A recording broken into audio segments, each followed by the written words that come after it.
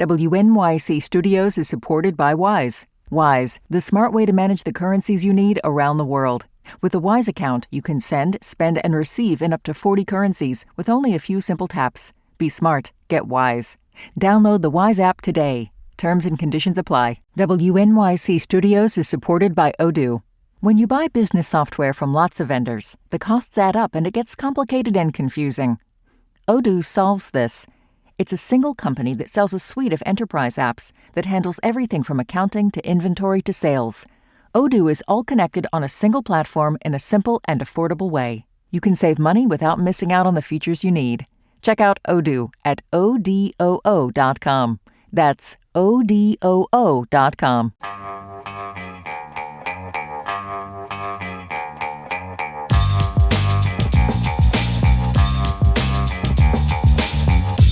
Brian Lehrer on WNYC. Now, at the end of the school year, we're going to spend a few minutes with the CUNY Chancellor, just by way of background. For those of you who don't have a connection to CUNY these days or don't think much about the demographics there, it's the largest urban public university in the country, no surprise there, and in many ways a snapshot of the city itself. Here are some stats. More than 3/4 of CUNY students are students of color.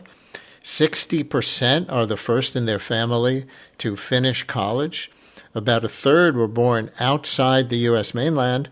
13% are parents. About a quarter are over 25. So this isn't just your, go to college at 18, get out at 22. A third are over 25. That's how much opportunity for different kinds of people CUNY is there to offer. And a lot of them worked a job while they earned their degree. Those stats come from the New York City Comptroller's report in 2022. Now, of course, they're walking into a tough job market, these grads, and an uncertain moment for public higher education generally, with Washington and New York pulling in opposite directions on funding, financial aid, who feels safe on campus, diversity itself. Here to talk about all of it is CUNY's Chancellor, Félix Matos Rodríguez. Chancellor, welcome back to WNYC. Great to be with you, Brian. Thank you for the opportunity, and particularly given a long night last night to have us talking about the success of our graduates. I gave some of those basic stats. Who's in the class of 2026? Oh, it's New York City.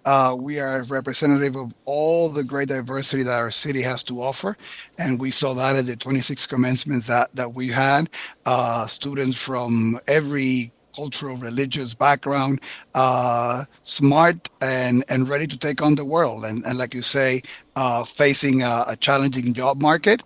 And that's what we've been doubling down in our efforts to make sure that our students, since they set foot on campus, are thinking about careers, connecting with internships and learning opportunities so that they can have the networks to navigate a tough job market and then also thrive and do extra well when the market changes.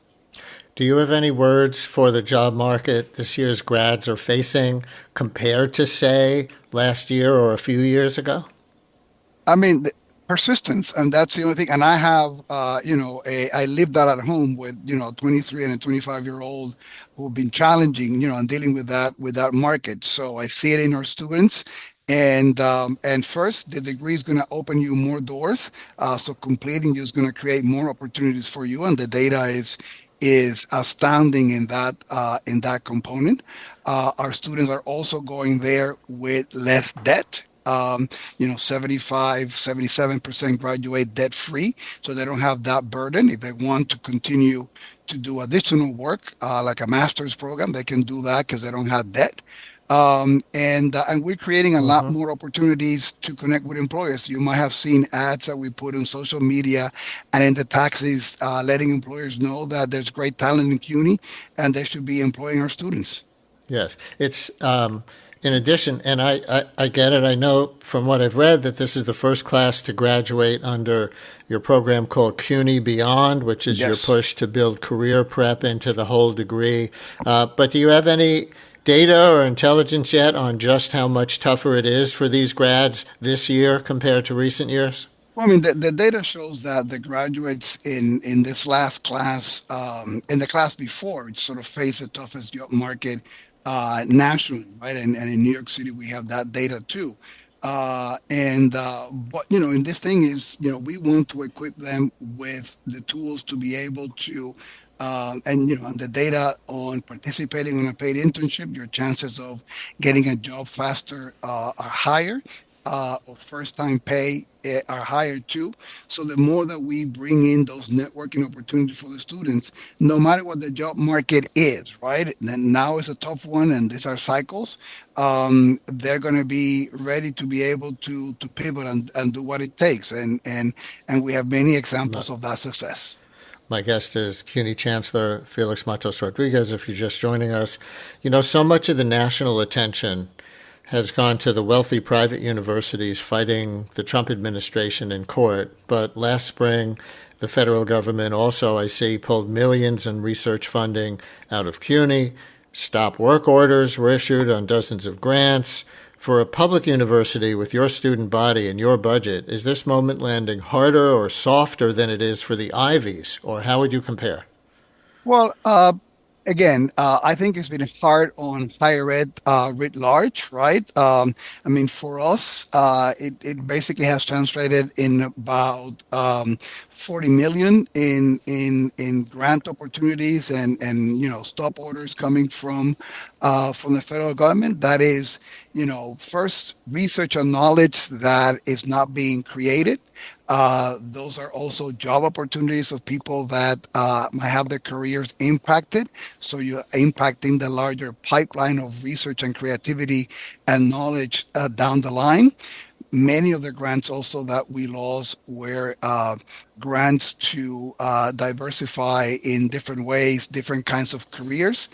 So those are also opportunities that are being lost. So it's not just the dollars, Brian. It's also the human cost that is affecting those grants, and we'll keep fighting for those funds to be reinstated in Congress.